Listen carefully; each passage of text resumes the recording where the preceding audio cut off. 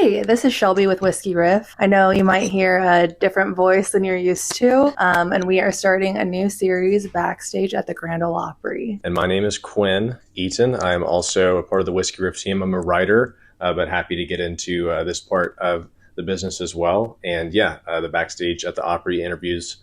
Occasionally we might do Zoom as well, but we're excited to get to sit down and speak to some people. And one person that we got to talk to today was Shane Smith. And it was a great interview. I don't know if you want to tease anything about it, Shelby. Yeah, I mean, he is great. And for him to have his Grand Ole Opry debut 10 years in is kind of crazy. So we definitely touched on that, his new album and his hangover cure. And he was kind enough to give us plenty of time. So without further ado, here's the interview with Shane Smith.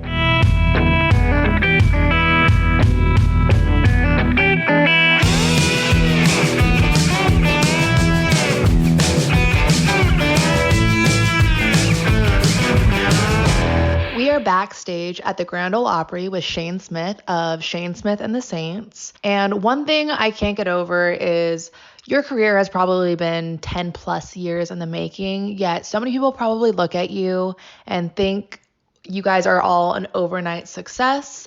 What do you attribute that success to, especially recently? I think just hard work. I mean, I started this, Bennett and I started this in 2009. So, I mean, it's been a pretty long time. And, I just think we've just worked really hard to get here and always left it all out on stage, never really, I don't know, just like every show was like a full send, and I think that hard work and that effort, has kind of manifested into some great stuff, finally for us. It just took a long time to start coming back around, And I mean, you talk about hard work and effort.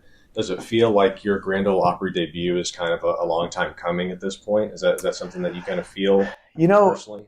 We've been in such a different lane than a lot of mainstream country, and I think this venue is very much associated with like country music, right? And like, that traditional sound, and we're much more of like a folk rock sound. And so while it was always kind of, up in the clouds, as this like incredible accomplishment, it was also something in a little bit of a separate lane, I feel like, from us. And, regardless, there was always a dream of like, maybe we could be asked to do that. I just wasn't sure that we were ever going to be asked necessarily, And so, it's amazing. I mean, it's a total honor. And I mentioned this in an interview earlier, but to me, it's not just the venue. It's the culmination of all the artists and performers that have been nervous backstage here and like have grinded to be nervous backstage here, to get to that place of nervousness and just all that energy and all that effort and the grind, if you will, it all culminates into this place and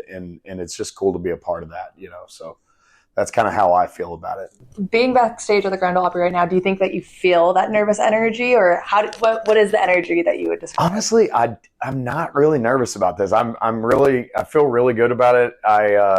At the end of the day, it's like we get to knock out 3 songs and then party and hang out with all of our family and our friends. And so I'm more or less just excited to play that last note, see everybody having a good time and just soak it in from there, I don't know, similar to like an athlete or something. I mentioned this in that interview too. I definitely am more like, let's go do what we got to do and then celebrate after, I guess, It's been a big year playing the Ryman, playing Red Rocks, now the Opry. Is there any other bucket list venue on your list? Royal Albert Hall in London is we're getting to do that in May, and that's going to be incredible. I'm really excited about that. And we're headlining Red Rocks for a second time this year in May as well. Yeah, and Willie's 4th of July picnic. That was another that was a big one for me, and getting to do his ranch last year and all that. So there's been a lot of really cool ones, and this is just continuing on with that. So, and of course, anytime you're playing a venue, you're getting to share that music that you've been working on with fans that are super connected to you guys. Mm-hmm. What's that 5-year gap look like? Of course, like you have that sort of delay in your music release. So, what made you get back into the studio? I mean, fans like needed new music, like it had been years and we were just busy. I mean, I feel like Okay, so COVID happened and everybody got this downtime, and I think everyone was kind of like, why wouldn't you like put a record out then or something? But I think COVID was the first time we were like forced to stop touring, and we were doing like 200 one year. I think we did 240 shows in a year or something like that, and it's like, that's outrageous, when you really like put that on paper, and the amount of days that you're gone that aren't show days as well. And I think COVID kind of forced us to be off. And I think that was the only consecutive month that we were ever off as a band.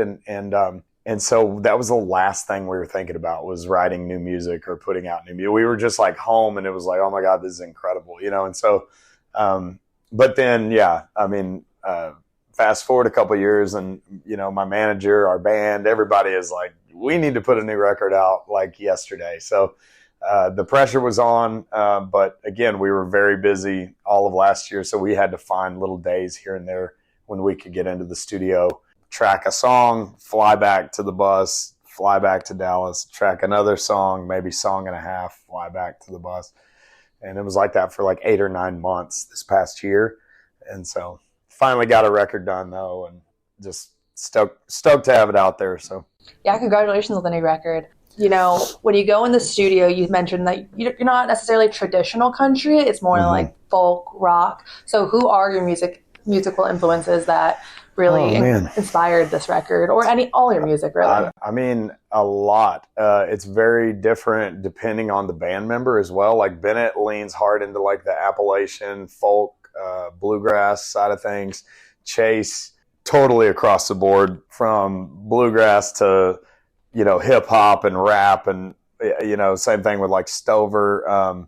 Dustin is more like 80s, like anthem rock, I feel like. And I personally, like, I grew up listening to a lot of oldies music, like Righteous Brothers, Four Tops, Temptations, Al Green, Otis Redding, stuff like that. And then later on, my brothers were listening to a lot of alternative rock, and my cousin was listening to singer-songwriters like Guy Clark, and Ryan Bingham was just coming up at that time, and Adam Carroll, Hayes Carl, all these figures. And so it's a weird combination, I mean, across the board. And I think at the end of the day, we just, you try to write music that you think is cool to you, and all of that stuff, all those creeks lead to one like river, and I think our sound is a direct, result of that. So, and that's what I mean. One of the other questions is there an era of music that kind of inspires you guys the most? But it seems like it's just a melting pot. Yeah, it's a melting pot. I think it's absolutely a melting pot for sure. Going back to your name, Shane Smith and the Saints, did you guys all start out with a different name, or did it evolve over the years? We had, at one point, it was like in like 2009 and 10 and 11, or it was Shane Smith, and then there was Shane Smith and the Six Gun Saints. Okay. And then it was like Ray Wiley Hubbard and his wife. We had just met them in Austin, and she was like managing us. Judy was. And Ray was just like, Shane, your band name's way too long. You need to and it was like, okay, well, we'll cut a couple syllables. And so then it landed at Shane Smith and the Saints, and we just kept rolling with that. So didn't really have a reason to change it. A lot of S's. It's a tongue twister, but it is what it is. Sometimes alliteration's good. People remember it, so that's definitely fun. Yeah. Another thing that people remember is the energy that you guys bring to the stage. Can you speak on, where that comes from, or is it just a natural thing that happens whenever you guys get out there? I mean, I can tell you at the Ryman show, it was electric. I don't think I've ever seen the Ryman that way. And I've been a handful of times since moving here now. Mm-hmm. And the energy in that room was crazy. And I was on the balcony. So yeah, man, on the floor. That was a magical night. And it's cool because it dropped so low at one point. Like, it was real quiet and real, like, you could just hear a pin drop in there during, like, some of the slower songs. And I think the energy is just like, I feel better about the music, about the show, about the fans, everything, when I know that I left absolutely everything out there, and I find that, if I don't do that, I feel like I can walk away being like, well, I maybe could have done a little bit better or something. But it really, it makes me sleep good at night, just knowing that, you really are just giving it a full send, whether it's 10 people in the audience, which for years it was, to 10,000. You know, I mean, it's that's how I feel about it, and I've tried since day one to really just go all out, and I think the rest of the guys are the same. You know. And something I'm sure you've been told over the years is that you have a very unique voice. When I hear your voice on certain songs, you definitely remind me of someone. But do you get compared to anyone else vocally? You know, my voice has changed over the years because I've had so much damage to it. Like when we were doing all the 6th Street years of like playing on 6th Street, you would be doing like 4-hour sets, but all the time the band after you would like cancel, and so we would end up taking their 4-hour set as well. So you'd be playing like 8 hours a night oftentimes, and my voice would just blow out like all the time, and all that scar tissue. Like I was supposed to have surgery on it years ago, and I went to this vocal therapist to try to prevent having to do that, and I took like 2 weeks off or something, and she gave me these warm-ups, and it's literally like saved me, because I as long as I do that every night, like I'm good. But as a result of all that damage, like it's kind of landed it in this really different, you know, I had to sing lower in a lower register because I stopped being able to sing higher at one point. And now it's because of those warm-ups and those exercises, like I've gotten a really big range of high and low, but it has kind of like that worn out type of thing to it, I guess, as a result of that. So I'm just like trying to cruise in the lane that I'm in right now, and you know, try not to start, you know, smoking reds anytime soon or anything like that. The first time I heard Adeline, I heard a lot of Johnny Cash in it, which I'm sure you heard a lot. So that's why I'm wondering if you ever get compared to anyone else. I'm sure Johnny Cash. Yeah, Johnny Cash, Eddie Vedder, like, I don't know. There's random ones.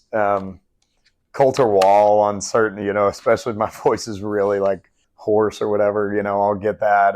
But yeah, it's changed a lot over the years. If you listen to our early albums of us compared to now, it honestly is like totally different sounding. And I like where it's at now. I'm thankful for where it's at now. I'm thankful that, you know, that I think the damage was a blessing in a way. And so I'm just trying to roll with it and keep recording music, you know, with where it's at right now. And even on your new album, Norther, it seems like your voice has an opportunity to shine in different ways from track to track. So just kind of talking about, was that an inspiration going in to kind of change pace vocally from song to song? Or what was that inspiration for you guys whenever you put the album together? So my wife was big on, like, she really tried to push me to like do a little more like falsetto stuff, as well as the baritone, as well as the Springsteen just yelling, you know, type of stuff, and give more of a dynamic. And that she's been saying that for years and years. And as a result of those vocal, like I was saying, the warm-ups and stuff, I've developed somewhat of a falsetto. And so it has a wider range, I think, with intention of trying to push myself to see what I can do with it, you know. And it's been a while. In parts is baritone, in other parts it's kind of falsetto-y, in other parts it's a roller coaster, you know, and I think a lot of the songs are the same. So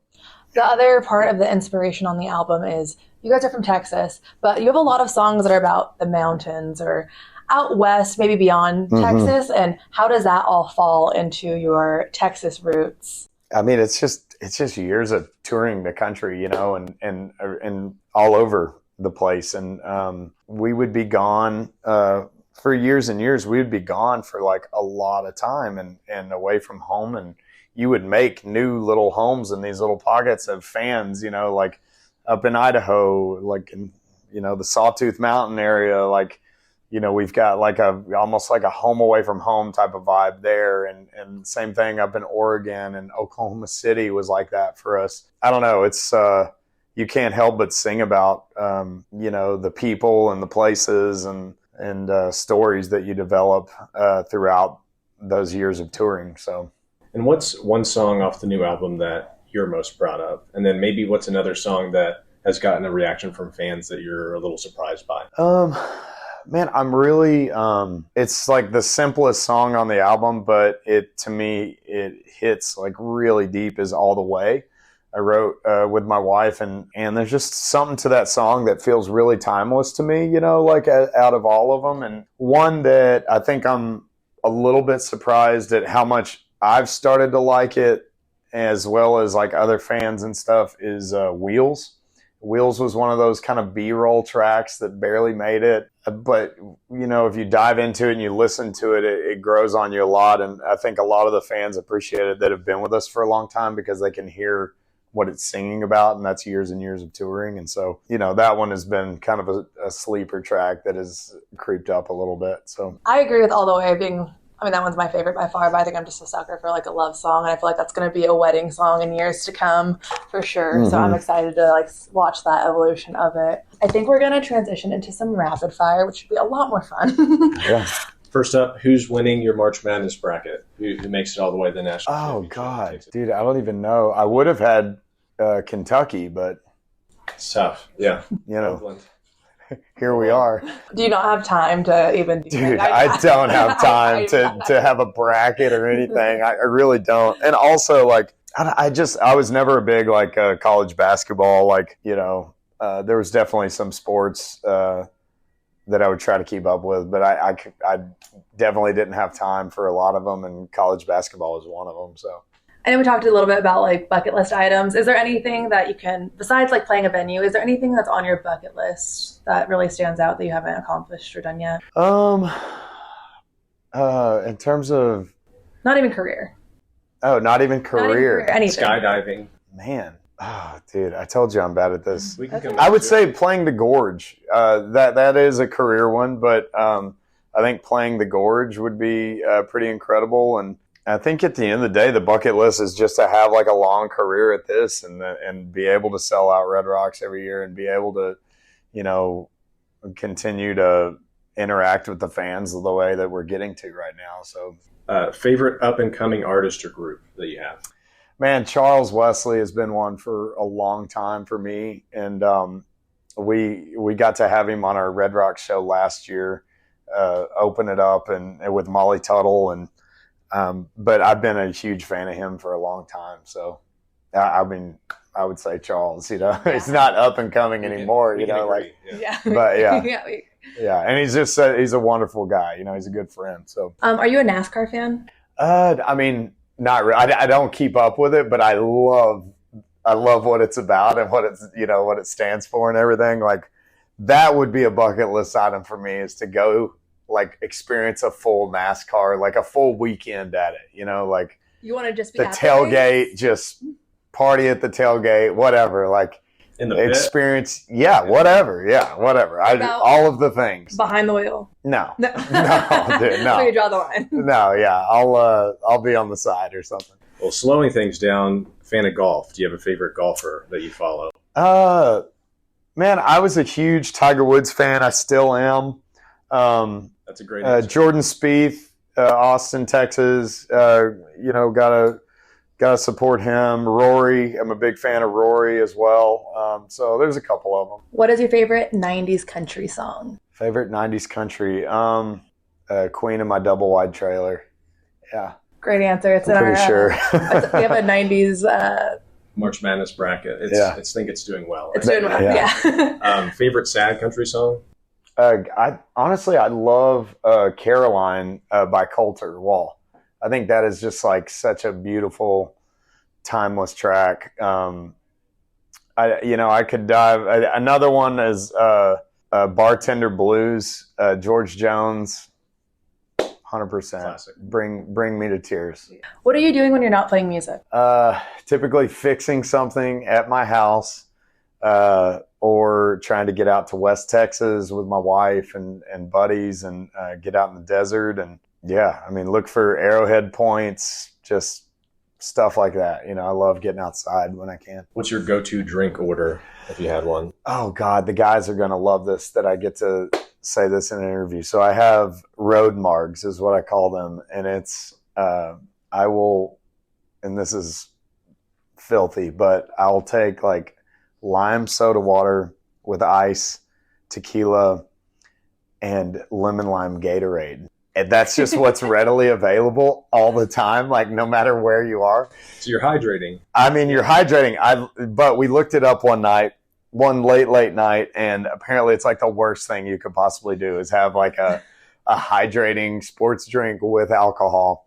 So I do not recommend that at home. Don't do that. How do you feel about Beyonce and country music?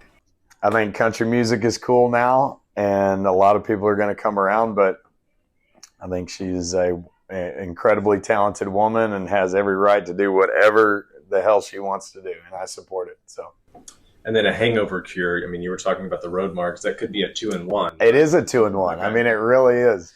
Hangover cure also, I would say fried pickles at a restaurant with like a spicy Bloody Maria with tequila instead of vodka.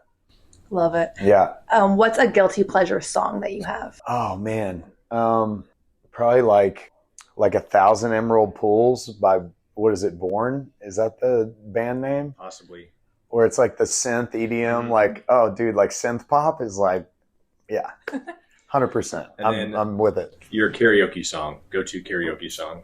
You can choose one of your own, too. That's fine. No, definitely not. I don't know. Like, maybe Queen of My Double Wide Trailer. I mean, you know, Seminole Wind, but we do that at the show, so I don't know. That would be weird. But well, thanks so much, Shane, for taking the time to talk with us. Yeah. We really appreciate it. Yeah, congratulations on the Grand Ole Opry debut and the new album. Thank you very much. Appreciate it.